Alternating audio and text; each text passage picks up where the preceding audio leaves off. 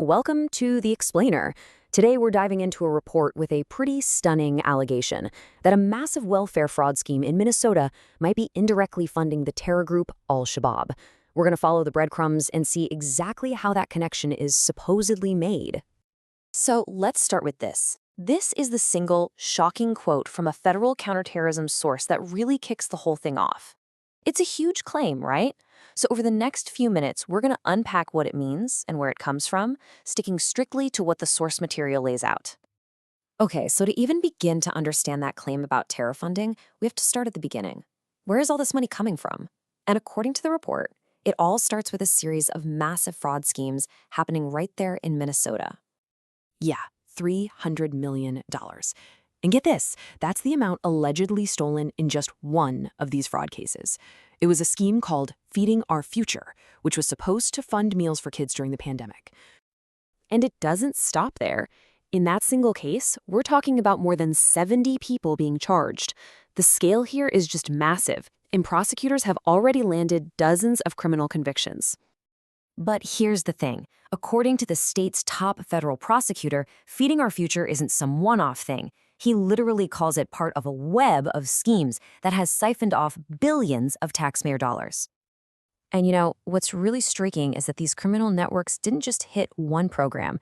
The report shows they allegedly went after multiple taxpayer-funded initiatives, including programs meant to help kids with autism and provide housing for vulnerable adults. Okay, so here's the million-dollar question, or in this case, the billion-dollar question. How does money stolen from a local program in Minnesota find its way all the way across the globe to Somalia? Well, the report points to a really specific and actually very old financial system. It's called Hawala. You can think of it like an ancient Venmo.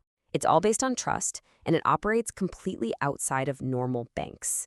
It lets people move cash across borders without leaving a digital trail. So here's how it allegedly works, step by step.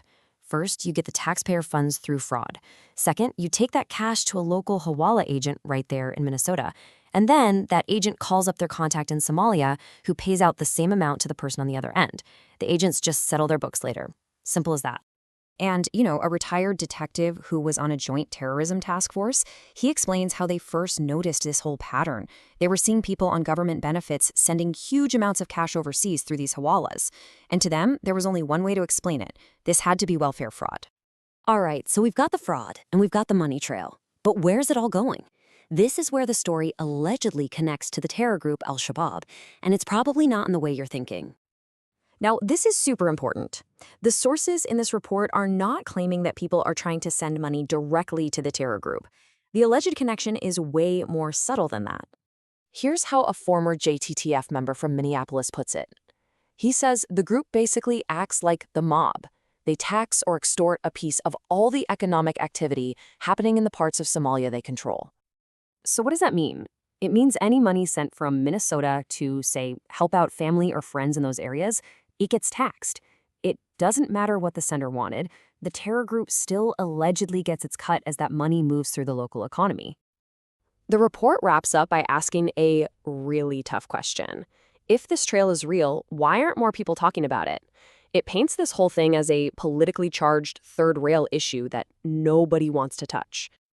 So, why is it a third rail conversation? Why so hard to talk about? Well, the sources in the report give us two different, but kind of intertwined reasons for the political complexity here. Okay, so on one side, you have a former fraud investigator who is himself Somali American, and he talks about how uncomfortable it is to discuss crime that's happening almost entirely within his own community. But then on the other side, you have a former state senator who basically says politicians are afraid to touch it because they can't afford to lose the support of the state's very large and very influential Somali voting bloc. So let's just quickly recap the whole alleged chain of events here. It starts with local welfare fraud in Minnesota. That money then moves through an informal Hawala system. It ends up in Somalia, where the terror group Al-Shabaab allegedly takes a cut. And the whole thing is wrapped up in this bubble of political sensitivity that keeps it from being widely discussed.